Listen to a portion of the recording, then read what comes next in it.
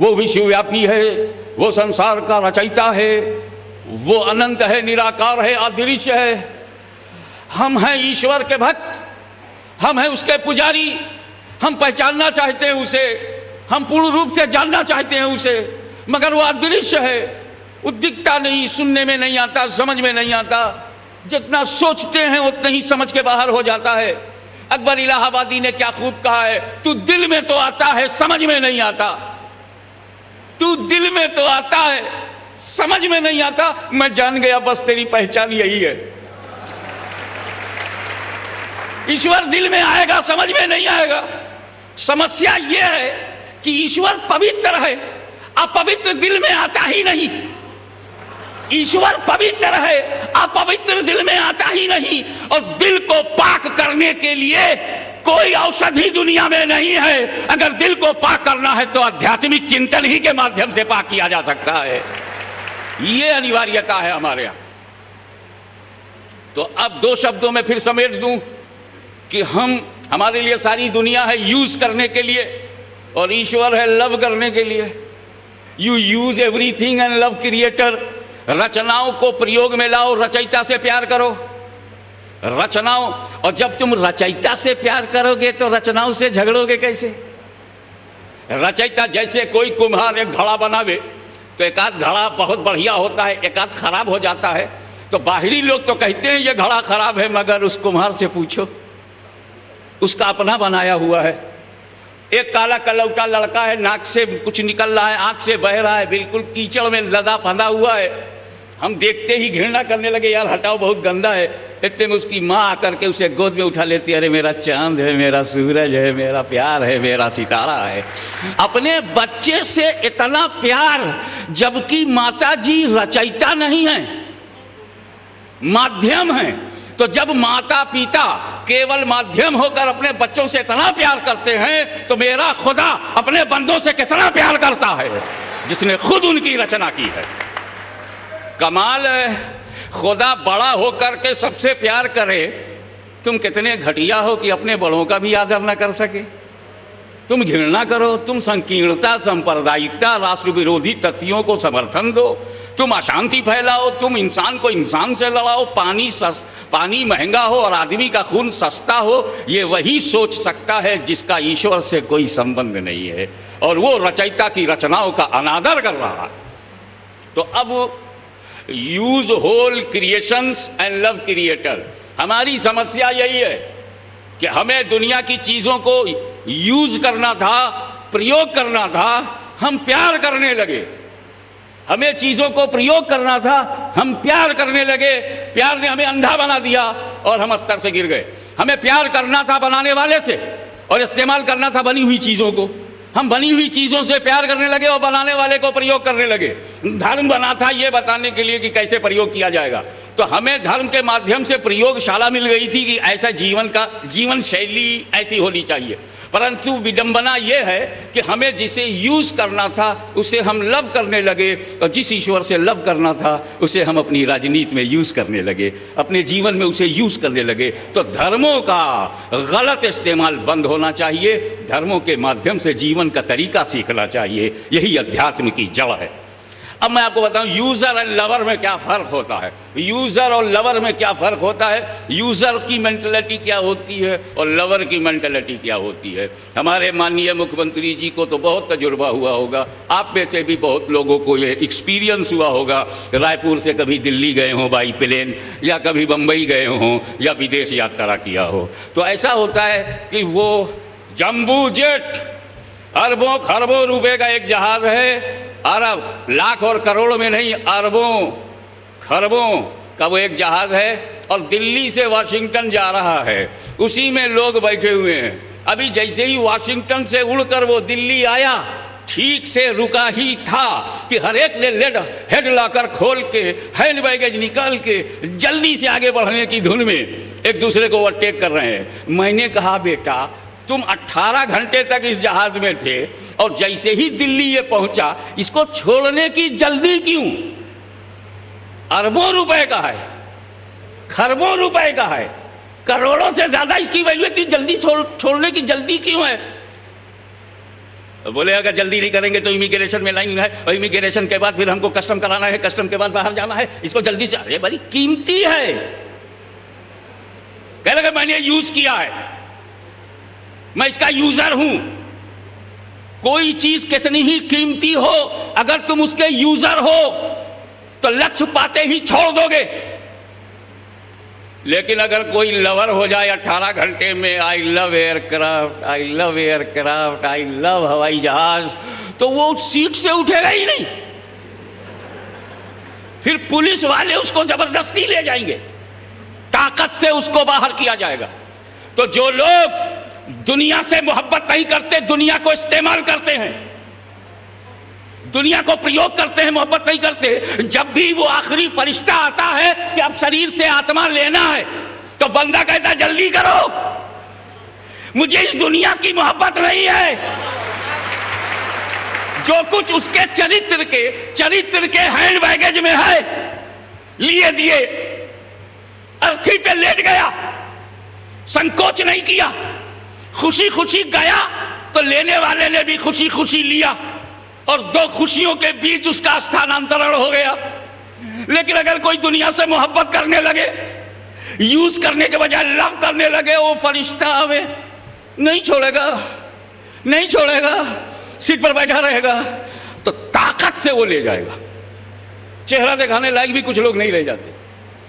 तो जो लोग दुनिया से मोहब्बत करने लगते हैं, तो फिर उन्हें दुनिया छोड़ने में दर्द होता है, दुनिया छोड़ने में पीड़ा होती है, दुनिया छोड़ने में तकलीफ होती है।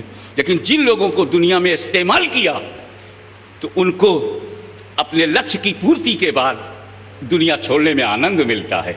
यही वजह है कि महर्षियों को, यही वजह है कि संतों को, यही वजह है कि सूफियों को, यही वजह है कि ईश्वर के वलियों को इस दुनिया में रहने में मजा नहीं आया जितना दुनिया छोड़ने में मजा आया है। यकीन ना हो तो पूछो हमारे भारत के पुरानी इतिहास से, सनातन इतिहास से पूछो, पूछो हजरत मूसा से, पूछो यहूदी धर्म में हजरत मूसा से, इस्लाम धर्म में भी हजरत मूसा है। अरे इस्लाम धर्म के बारे में एक ही शब्द कहूं, ये बिल्कुल आखिरी धर्म है, सारे धर्मों का गुण लेके आया है। ये तो हो सकता है कि इसकी में कोई बात पीछे ना मिले, लेकिन ये हो ही नहीं सकता कि पीछे का कोई गुण इसमें ना मिले। मैं एक मिसाल इस मौके पे देता हूं। आज एक ज़माने में जब शुरू में भारत में मोबाइल बना था, बड़ा लंबा था, बड़ा भारी था, जेब में रखने के बजाय झोले में रखना पड़ता था। लेकिन जब फिर कुछ और नया बना, लेटेस्ट आया, वो लेटेस्ट आया, तो उसमें यह हुआ कि अब सिर्फ आउट गोइंग और इनकमिंग ही नहीं है, मैसेज भी दे सकते हो। फिर और लेटेस्ट आया, वो 3 बातें तो उसमें पहले से हैं, लेकिन एक बात ये बढ़ गई, इंटरनेट में भी दे सकते हो। वो 4 बातें फिर लेटेस्ट आया, वो 4 बातें सबकी सब उसमें है। एक बात और बढ़ गई कि तुम फोटो भी ले सकते हो। फिर वो सब होते हुए ये भी आया कि तुम न्यूज़ भी सुन सकते हो। फिर ये भी आया कि तुम वीडियोग्राफी भी कर सकते हो। यानी जितने भी नवीन आते गए, प्राचीन को लेते गए और नई नई बातें देते गए। यही हाल इस्लाम का है। आदम से जो धर्म चला, ईसा तक फला फूला, वो सारे गुण इस अंतिम धर्म में आ गए। इसीलिए इस धर्म का नाम न मुसलमान है, न इस धर्म का नाम अरब है, न इस धर्म का नाम नान अरब है, न इसका नाम ईरान है, न इसका नाम मक्का है, न मदीना है, न क्षेत्र के नाम पर है, न व्यक्ति के नाम पर है, अपने संदेश के नाम पर इसका नाम इस्लाम है। इस्लाम का 2 ही अर्थ है और इससे ज्यादा बोलना बेअर्थ है। मैं कठ मोल्लाओं की बात नहीं करता, जो मोल्ला कम है और कठ ज्यादा है। मैं उनकी बात करता हूं जिनको अपने एक एक शब्द पर अपने ईश्वर की गवाही का विश्वास है कि कोई एक शब्द भी गलत मुंह से न निकले, क्योंकि मैं आपके लिए यहां नहीं खड़ा हूं, उसी के लिए खड़ा हुआ हूं जिसने मुझे बनाया है। और मैं चाहता हूं कि ये जब मुझे शुभ अवसर मिला है कि छत्तीसगढ़ का पहला नागरिक, छत्तीसगढ़ का पहला पढ़ा लिखा, छत्तीसगढ़ का पहला निर्भीक नेतृत्व जब हमें सुनने को अवसर मिला है, तो हम डॉक्टर साहब से को भी कुछ कहते चलेंगे, ताकि फिर पूरा छत्तीसगढ़ न सिर्फ छत्तीसगढ़ में बल्कि कश्मीर से कन्याकुमारी तक एक मिसाल बनकर के उभर आए और भारत की क्षितिज पर राष्ट्रीय एकता, मानव एकता और सामाजिक शांति और समानता, समता और न्यायपालिका के आधार पर लोगों के अपने अपने कर्तव्य पालन करते हुए लोगों को न्याय देता हुआ छत्तीसगढ़ जब सही हो जाएगा तो विश्वास है कि भारत का हर गढ़ सही हो जाएगा। पहले 36 तो सही हो, फिर कोई उस तूफान को नहीं रोक पाएगा। इस्लाम का दो ही अर्थ है, ईश्वर जो सृष्टि का रचयिता है, हमारा तुम्हारा हिंदू, मुस्लिम, सिख, ईसाई, जैनिस्ट, बुद्धिस्ट, अरे जो ईश्वर को माने उसका भी और जो ना माने, आस्तिक हो उसका भी वो रचयिता है, अगर कोई नास्तिक हो जाए उसका भी वही रचयिता है। तो रचयिता के समक्ष आत्मसमर्पण, सृष्टि के रचयिता के समक्ष, ईश्वर के समक्ष आत्मसमर्पण और शांति का नाम इस्लाम। यही वजह है कि जब इस्लाम भारत में आया तो कोई उत्तेजना नहीं पैदा हुई, क्योंकि इस्लाम आया था, राजनीति नहीं, सत्ता लोभी नहीं, कुर्सी के पुजारी नहीं आए थे बाहर से, इस्लाम आया था, ख्वाजा गरीब नवाज लेके आए थे, महबूब इलाही इस्लाम लाए। एक बात सब शब्दों में कह दूं, ये इतिहास में जितने मुसलमानों के नाम है, बाबर, हुमायूं, अकबर, जहांगीर, बलबन, खिलजी, जलालुद्दीन, ये जितने नाम हैं ये सब जमीन के लालची थे, ये जमीन के लिए आए थे। ये मेरा ख्वाजा है जो दीन के लिए आया था।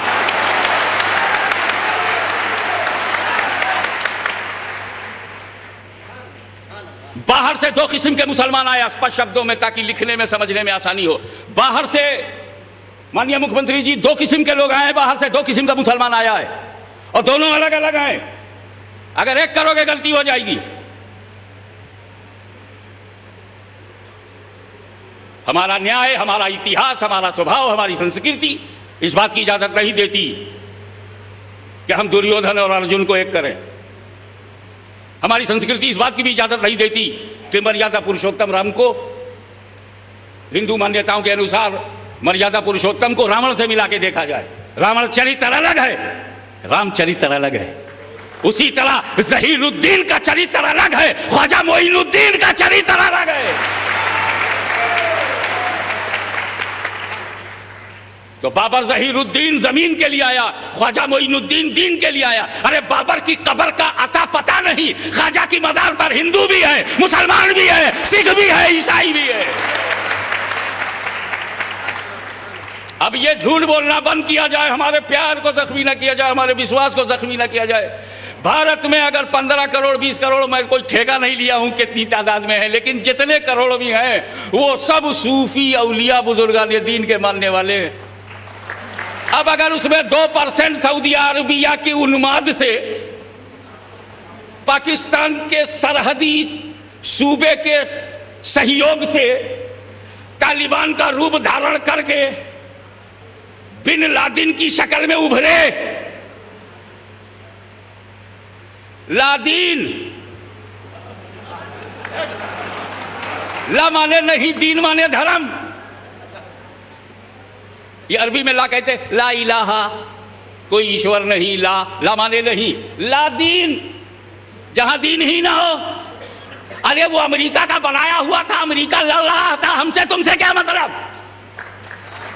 अमेरिका पीर है, लादीन उनका मुरीद था। अब पीर और मुरीद में झगड़ा है तो भारत को चुपचाप देख रहा है,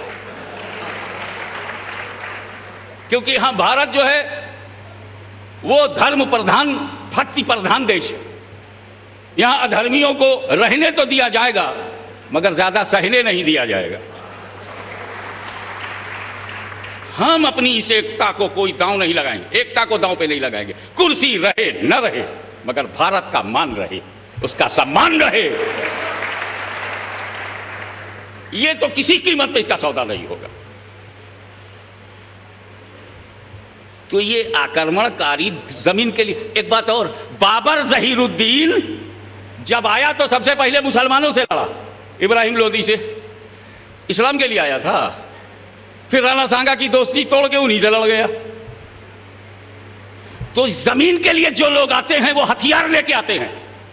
बाबर जब भारत में जमीन के लिए आया तो हथियार लेके आया, तोपखाना लेके आया, तलवार लेके आया। और जब ख्वाजा मोइनुद्दीन भारत में इस्लाम लेकर के आए तो न हथियार है, न तलवार है, न तोपखाना है, सिर्फ अपना चरित्र लेके आ रहे हैं। तो भारत का इस्लाम बाबर की तलवार से नहीं, ख्वाजा मोइनुद्दीन के किरदार से फैला है।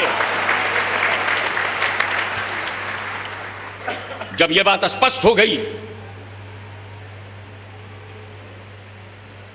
इस्लाम शांति का नाम है और शांति में और आतंकवाद में कभी मुलाकात नहीं हो सकती। हां, हर धर्म में जब वो करोड़ों में होता है तो कुछ लोग सर फिरे होते हैं जो अपने अस्तित्व को मनवाने के लिए संगठन के माध्यम से उग्रवादी बनाते हैं, जैसा कि तालिबान का एक संगठन बना और वो उग्रवादी बने। मैं स्पष्ट शब्दों में कह सकता हूं कि भारत में कश्मीर से कन्याकुमारी तक सबसे ज्यादा बहुसंख्यक जो है वो सुन्नी मुसलमान है, उसके बाद शिया मुसलमान है, उसके बाद ये हैं, ये गड़बड़ फैला रहे हैं।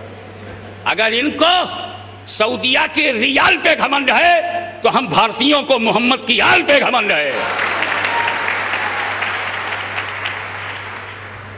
मेरे दोस्तों, लवर ऑफ क्रिएटर बनो, यूजर ऑफ क्रिएशंस बनो, रचनाओं को सही रूप में प्रयोग करो। पर समस्या यह है कि हे ईश्वर, तूने अनगिनत रचनाएं बना डाली हैं, हम इन अनगिनत रचनाओं को प्रयोग कैसे करें? तो इस पर मैं एक मिसाल देता हूं, और अभी वो मेरे सामने वो बात आ गई। मैं मेहमान हूं, छत्तीसगढ़ का मेहमान हूं, माननीय मुख्यमंत्री जी का मेहमान हूं। इनको सम्मान के लिए फूलों का एक गुलदस्ता दिया गया। इन्होंने अपनी मोहब्बत दिखाने के लिए मेरे अतिथि के रूप को स्वीकार करते हुए, अपना धर्म निभाते हुए उन्होंने मुझे अर्पण कर दिया, मुझे दे दिया। मेहमान को खुश करना हमारी न केवल भारतीय परंपरा का एक अटूट अंग है, बल्कि यह मानवता आधारित विचारधारा है कि मेहमान को खुश करना है। अब मेहमान को खुश करना है, अभी मेरी कल दोपहर में और रात में दावतें हैं, वो भी ठीक से सुन लें। आप मुझे खाना खिलाएंगे तो पहले ही से सुन लीजिए कि मुझको ज्वार की रोटी, सरसों का साग और एक गिलास लस्सी मिल जाए तो मजा आ जाए। ये मेरी पसंद है, आई लाइक टू मच। अब अगर किसी ने कहा हजरत ये चिकन बिरयानी है, ये चाइनीज है, ये बर्गर है, ये पिज्जा है, ये मांसाहारी, तो वहीं डाउन हो गया। यार लोग खाना जीने के लिए खाते हैं, इसलिए तो मेरे मरने का इंतजाम किया है। मेहमान को खुश करना है तो जो मेहमान को पसंद है वो परोसो। ये मत देखो कि वो बेसन की रोटी है, ये मत देखो कि वो ज्वार की रोटी है, ये मत देखो कि सरसों का मामूली साग है, ये मत देखो कि छाछ है। अरे छाछ अगर पसंद आ जाए तो रसखान को भी कहना पड़ता है छछियावे छाछ पे नाचना चाहे। बस पसंद आ गए और बहाने करते, किसी को मक्खन पसंद आ जाए तो खा भी जाएगा और बहाने भी करेगा और अपनी माँ से कहेगा मैया मोरी मैं नहीं माखन खायो, भोर भयो गैयन के पाछे मधुबन मोहे पठायो, चार पहर बंसी बट बट के सांझू बड़े घर आयो। पसंद का महत्व है। अब अगर आप मुझे खुश करना चाहते हैं तो जो मुझे पसंद है, अब मैं दावत पे गया, उसने रख दिया मेरे सामने सरसों का साग, बजे की रोटी, एक गिलास छाछ। अगर मैं खाना खा के उठाऊं और देख लूं तो फिर बैठ जाऊंगा, इतना मुझे पसंद है। अब अगर आपने दुनिया भर का मुझको नवाब भोपाल का खाना खिलाने लगे आप, तो वो तो भोपाल है, इधर भोचाल आ जाएगा और मैं ही पूछूंगा भैया ये खाना तुमने मेरे लिए लगाया, बताओ यहां से कब्रिस्तान कितनी दूर है। तो मेहमान को खुश करना है तो मेहमान की पसंद जानना जरूरी है। मेरे दोस्त, अब अगर रहमान को भी खुश करना है,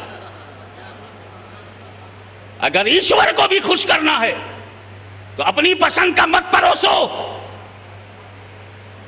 उसी की पसंद को मालूम करो। ईश्वर का यह मूल अधिकार है जिसका हनन नहीं होना चाहिए कि वही पूजा के योग्य है। We are worshipper and he is worshipped. हम सब पुजारी हैं और वही पूज्य है। मां का अधिकार अगर मौसी को नहीं दिया जा सकता, बीवी का अधिकार पड़ोसन को नहीं दिया जा सकता, तो ईश्वर का भी अधिकार किसी रचना को नहीं दिया जा सकता। समस्या यह है कि रहमान अदृश्य है। अब उसकी पसंद कैसे मालूम करें? संपर्क नहीं। मैंने समझाया ना कि तुम हाशमी को खुश करना चाहते हो, मेहमान को खुश करना चाहते हो, मेहमान की पसंद। और पसंद जानने का दो ही तरीका है। एक तो यह है कि अगर तुम मेरी पसंद जानना चाहते हो तो मुझसे संपर्क बनाओ, डायरेक्ट मुझसे पूछो ना, बाबा हाशमी आपको क्या पसंद है, मैं बता दूंगा ना। मैं बता दूंगा भैया चटनी बनाना तो उसमें कच्ची प्याज मत डालना, बहुत बदबू है उसमें, धनिया की चटनी चलेगी, मैं अपनी पसंद बता दूंगा। लेकिन अगर आपका संपर्क मुझसे नहीं है, कनेक्शन नहीं है, कांटेक्ट नहीं है, डायरेक्ट आप मुझसे बात नहीं कर सकते, तब क्या करेंगे? तो दूसरा रास्ता यह है कि मुझसे मत पूछो, बल्कि उससे पूछो जो मुझसे करीब है। मुझसे करीब है, करीब है, वो बता देगा क्या पसंद है। तो अब या तो ईश्वर से डायरेक्ट पूछो, और अगर डायरेक्ट संपर्क तुम्हारा उस अदृश्य ईश्वर से नहीं है तो फिर उससे पूछो जो ईश्वर के करीब है। ईश्वर के करीब है, वो उसकी पसंद बताएगा। और ईश्वर के करीब जो है उसी को अरबी में रसूल कहते हैं, नबी कहते हैं, हिंदी में गुरु कहते हैं, आम जुबान में वली कहते हैं।